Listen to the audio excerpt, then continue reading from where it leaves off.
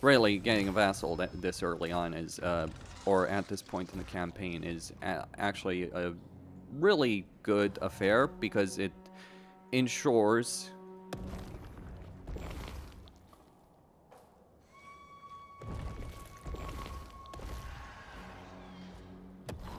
and we keep creating those plagues. Papa Nurgle is very pleased about that one. Or we could get some money, but that's not really the big point at this stage.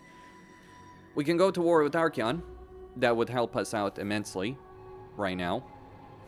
Because Kolic is just a non-entity at this point, and our goal is to actually deal with Zarnagrund here, not really deal with Kolic's nonsense. If Kolic comes, we can always recruit another army in our main settlement. But right now, we just have to deal with that specific situation that Arbaal poses, the question that Arbaal poses to us, the threat that Arbaal poses to us. You can always get a creeping power save up for your research. Alright, now at this point, we've gotten enough to get some units with Case, so we're just going to get Doombolt right here and deal with remove one of the Nurglings because we don't need it. The horde of heroes is approaching critical mass. The more settlements we loot, the more stuff we do. Chaos Commander, thick-skinned, is quite an army.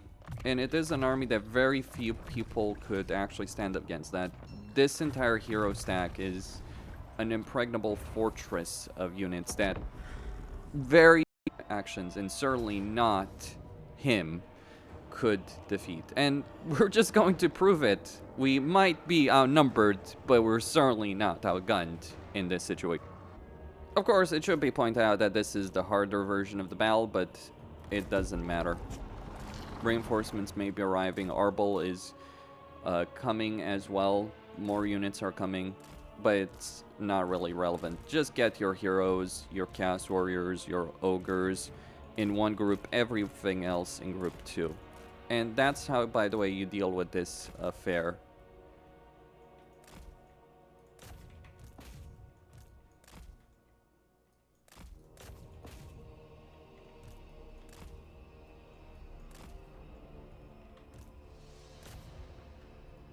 Just everyone together, smoosh them up like a bad plague, because it is a bad plague.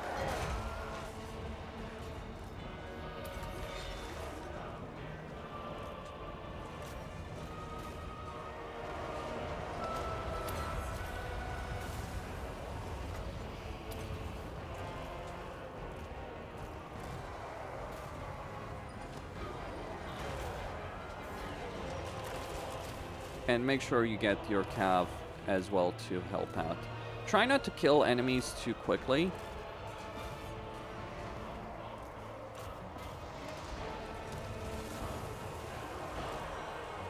Because that might be the part that you will end up regretting.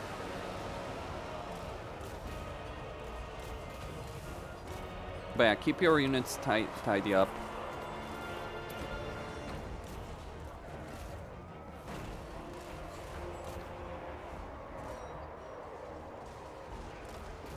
And try and do as much damage as we can to their lords. Get the Warriors of Chaos of Nurgle with great weapons sorted out, coming into position. One of the advantages is you do have those Warriors of Chaos.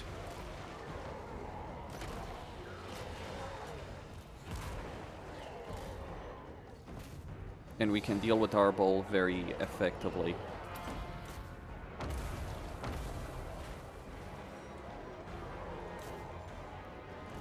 And yeah, just make sure everything is in order and in position. Try and keep everything concentrated right here. Kill their army leaders, and eventually they will break. As you can see, Tamurkhan is not someone you mess around with.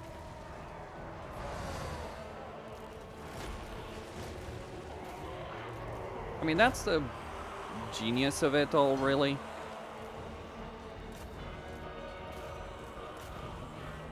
Because it's really hard to actually defeat Tamurkhan in an open battle. Especially if he keeps his units alive. And while his units are slow, they are strong.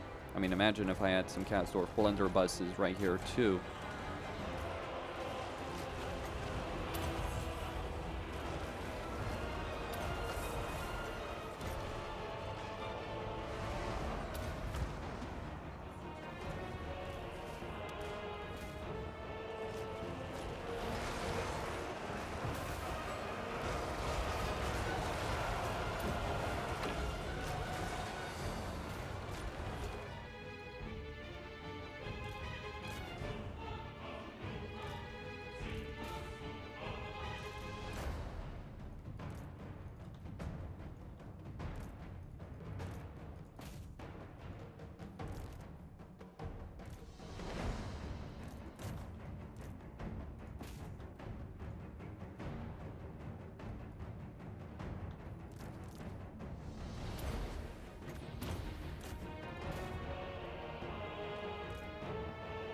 But yeah, 3-1.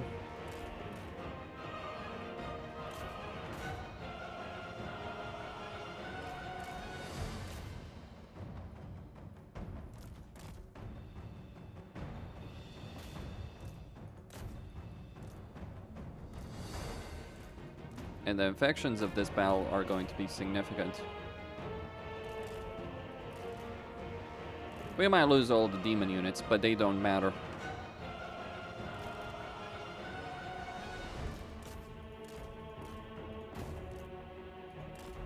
The only ones that do matter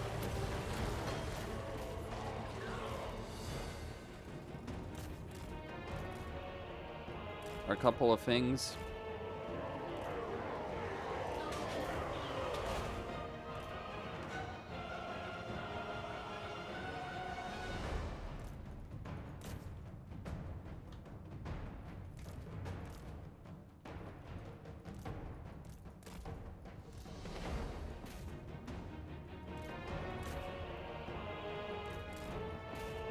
Of course, we could have also avoided this entire battle had we fought it differently.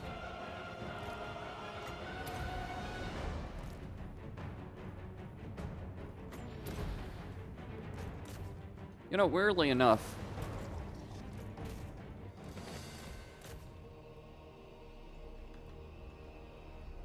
Arbaal does sure love his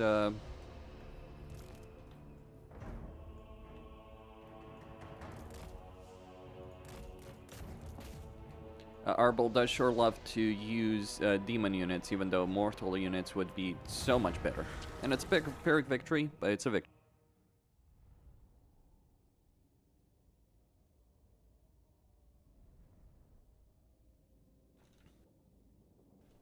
I wonder how things are going to look in the post-battle screen.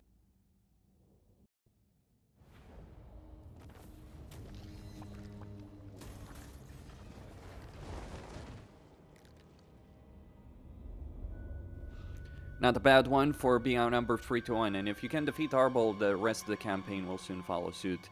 It's not really a big question, as I see it. Sure, it's ideal if you do auto-resolve your way after this, or if you get another Lord. I could have gotten another Lord after.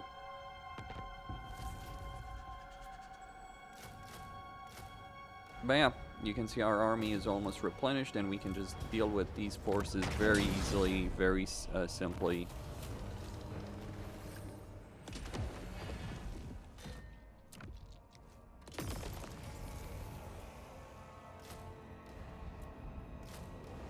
And rebuild our army that much quicker.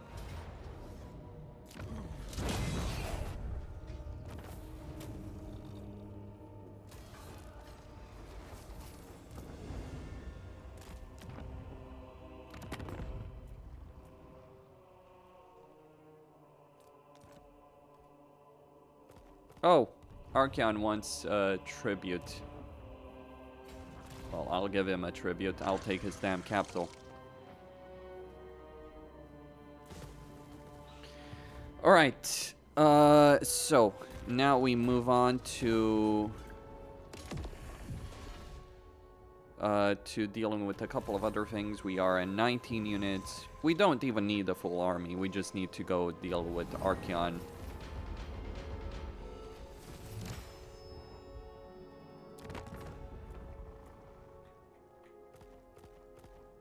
Who's also got other problems to deal with, so he's he's signing his own death peak in this dynamic.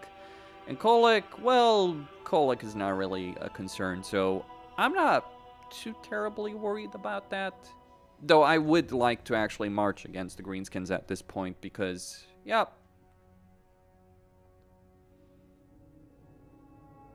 So it's the question, do I march against the Greenskins? Do I march to finish the job against Archon? By defeating the vassal, I've given Ouroboros Ursus the opportunity to go defeat Archon. And Archon is done. Though he does still have a fortress left, so we're just going to take that fortress from him. Because if he wants to be that kind of guy, we will be that kind of guy. Yeah, I'm just gonna go for infections again. As for Kask, well, he's a little favorite of Daddy Nurgle. There's various units you can recruit. We do have free dominance. We need 7 to recruit another one.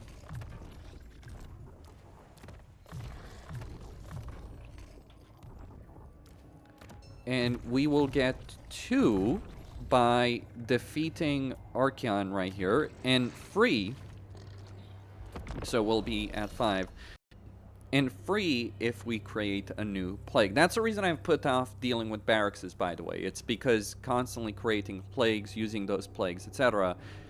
does add to that layer over here. Or we could just go through Boris Ursus directly.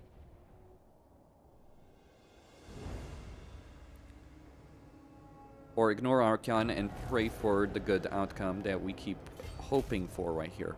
I'm curious if the auto resolve will be in my favor. Apparently it is.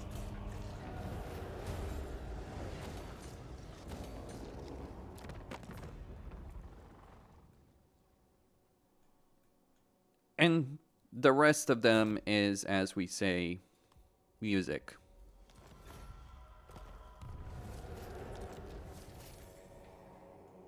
Okay. Upgrade this one. Push it through, start getting marauders. Grimgor is coming. Let's fight Grimgor. Let's provoke the green brute into attacking us, because that will be to our benefit. Deals with the Narj. Like, we want that to happen. Like, I just want to emphasize that we want that specific outcome to actually occur. We want Grimgor to come to us.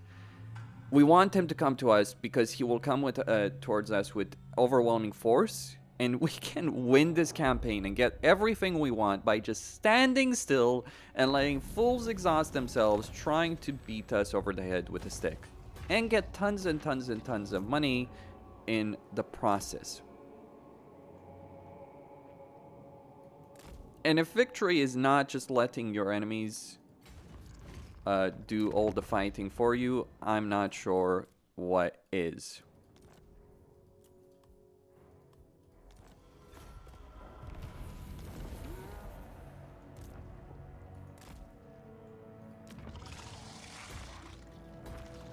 What is victory then? If not that.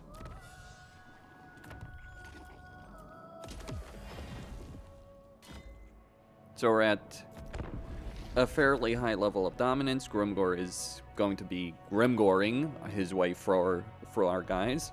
But that's good, because we can then take the Chimera Plateau back from him. Or we can let him blow some of it up. Did he just lose there? I'm not sure. I don't think he did. I think he's just trolling us. I think he just defeated the Narj. Yeah. And we now get to deal with the consequences of him defeating the Narj. But we'll march directly on him. And that. And so here we are, ready to ambush Grimgor and dealing him a swift and decisive blow. Archon is definitely a problem, but not necessarily one that cannot be contained.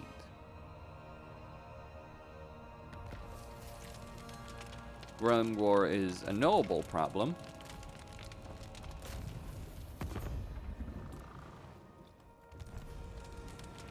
But again, one we know how to deal with. And once you're at this stage of the campaign, gentlemen, everything kind of falls into place very, very easily. Oh, there's still obviously gonna be some things. There always are. Plagues and units and all that stuff. My recommendation is start going for cycle growth. Get seeds for population surplus when you capture a settlement. And just keep getting that dominance level, because it's always going to be useful to have that dominance level, and just keep securing various things right here to ensure your success, and your army will just grow. It isn't admittedly my favorite style of campaign, but it is a campaign style that does produce results. If you're the kind of person who is willing to spend 23 turns just getting to this point, or you could just ignore your initial settlement and go full steam ahead, be more aggressive, because to this specific playstyle is going full throttle ahead and trying, maybe failing, but trying to succeed very quickly, very decisively in your campaign style. If you move very fast, you might be able to get ahead of Archon and Arbaal. Bear in mind, there is a fairly high probability that they will declare war on you in a campaign, so you gotta be accustomed to that situation, that you have few armies. Why is that bugged? What? Well, that's an interesting little tidbit of a campaign situation that I did not account for, because I account for a lot of different things, but that's happening. Well, I suppose that is a perfect way to end a video about Tamurkhan. Just a lovely little terrain bug that just so happens to break. I could probably try and restart from an earlier save and all that, but yeah, this is the point where you probably have to go reload several turns earlier in order to resolve the situation. Total War Warhammer 3 in a nutshell. I guess that defines the entire campaign experience, doesn't it? Costin, signing out.